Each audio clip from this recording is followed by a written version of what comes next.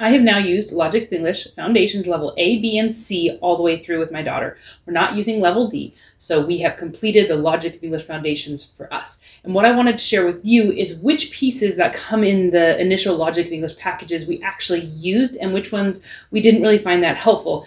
In case you're not buying it as a set, but buying it used, or if you want to save some money and just buy the pieces that are absolutely necessary, I thought it'd be helpful just to put out there what we found useful and what we didn't.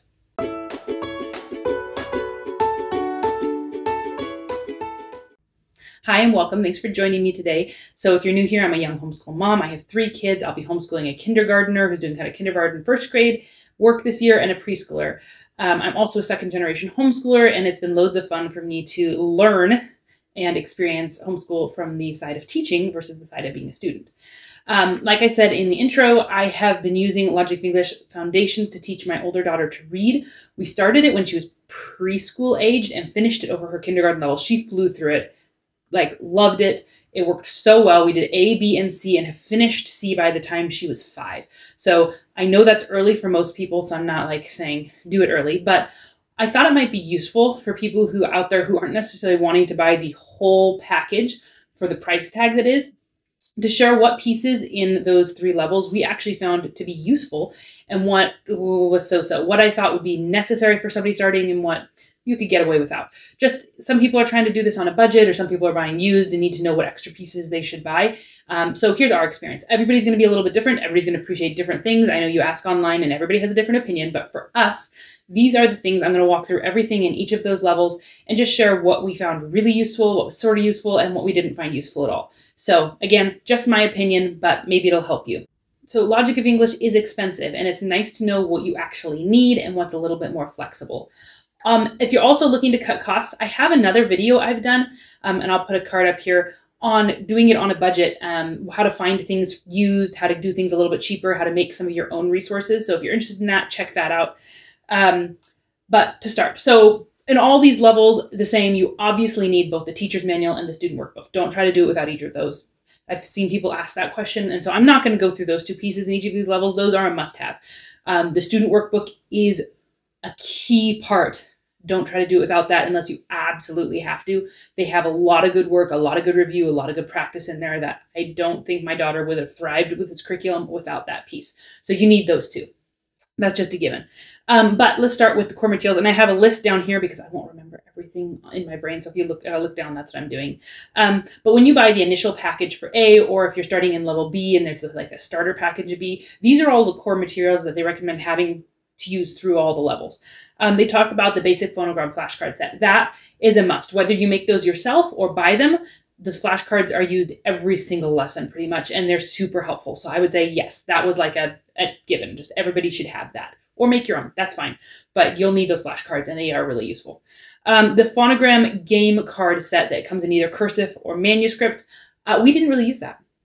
I thought we would. I ended up not doing the game so much. We didn't have a classroom setting, so I didn't have a lot of kids I was doing it with. And I kind of, when we came into the games that called for those cards, I kind of flexed it a little and adjusted the activity to do it with the flashcards or some other way. So we never really ended up doing those. I didn't find those very helpful. I didn't find the games super engaging for my child. It might depend on the age of your child. And again, this is just my opinion, but that wasn't something that I found super useful. So the phonogram letter tiles would be the other one. And that one, I think would be really useful if your child is not writing yet.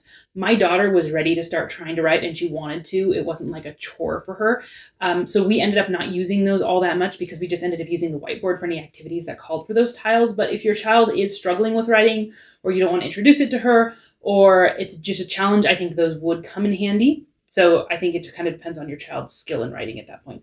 The phonogram and spelling rule quick references, we didn't use those. I bought the spelling analysis reference, another one that's in that list, and I didn't use that. I think maybe depending on the kind of person you are, they could be useful, but they're absolutely not necessary.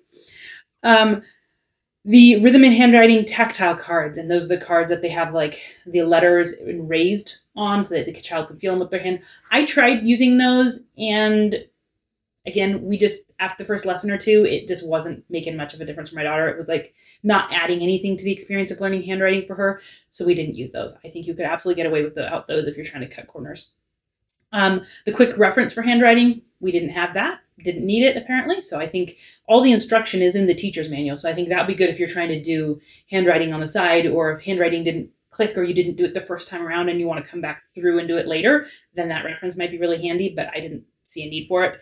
And then also the student whiteboard. And that I would say, yes, a student whiteboard was a yes. And I think everybody should have one, but you do not have to buy theirs. We used a dollar store whiteboard. So that's just out there. But I would say a student whiteboard is a piece that will be really helpful in this curriculum. So those are the core materials that they have, that they recommend having, so that you can use those for all the levels. And that's kind of what I thought of each of those. For level A, they also have the Doodling Dragons book. I got a version of that and I tried using it and it just didn't make a difference. My daughter didn't seem to love it. I didn't love it. I didn't feel like it was helping anything. So we didn't really use it. And I know that's kind of mixed. Some people love it. Some people hate it. For me, it didn't add that much to it, and we didn't miss it when I stopped using it. I tried it again in level B with the Whistling Whales or Knitting and Nights. I don't remember which level. I tried to pull it back in a later level, and again, we ended up dropping it after a few lessons. It really wasn't enhancing our lesson all that much.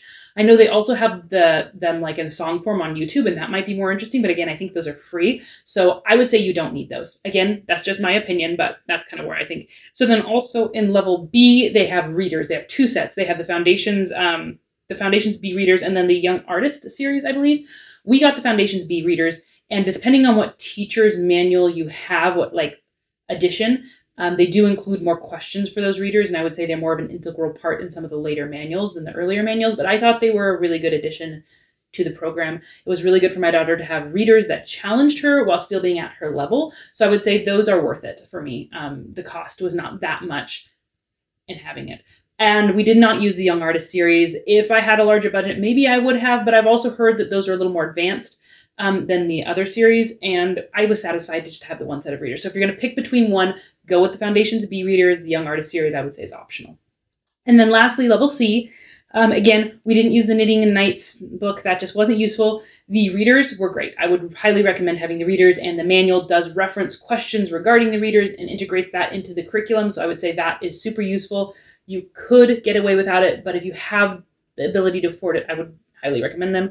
And then the Miles and Jack's and Miles and Jack's Master Planners. Those are great, especially if you have the edition that includes them as an additional lesson. Again, you could skip the lesson if you had to, like if you're really cutting costs, but my daughter loved them. And I've heard from many people that their kids love those Miles and Jack's books. They were great. So I would say that was well worth the purchase. She loved them. She looked forward to when we got to read them. They were funny. They were a challenge as far as the amount of reading, and they stretched her in that way. But by the time we got through a few, she was picking up on it and she was getting it and she thought they were fun. And probably if I handed her another one to go back through, she would love it again today. So I'll probably pull those out again at some point just to let her have fun with. But I would say if you can afford those were a great addition to the curriculum. I would recommend them. The lessons themselves that centered around that curriculum weren't necessary to reading. They were more comprehension and stretching and a little bit more spelling practice. So I would say you could skip those if you're just going strictly for reading, but they were really good reading practice. So I would recommend them. So those are the pieces, all the pieces that come in those sets. And those are kind of what I thought of them, and which ones I thought you could skip, which ones I think you could use. And hopefully that's helpful to somebody out there. I know it's hard when you're looking at quality curriculum and you really like something, but that price tag is just hard to swallow. I almost didn't go with Logic of English because of that price tag. But I ended up doing it and I'm so glad I did. We could afford it and it was worth it. And it has been such a good experience for us. We have loved it, and I am like sold out on using it for my next two kids. Unless something comes up and they just hate it and they just don't learn with it. Things always change. God knows what's coming down the road. But for me, I loved it and I plan to continue with that program. So hopefully that gives you some thoughts on it, helps you kind of sort through what the pieces are used for and if they're useful for you.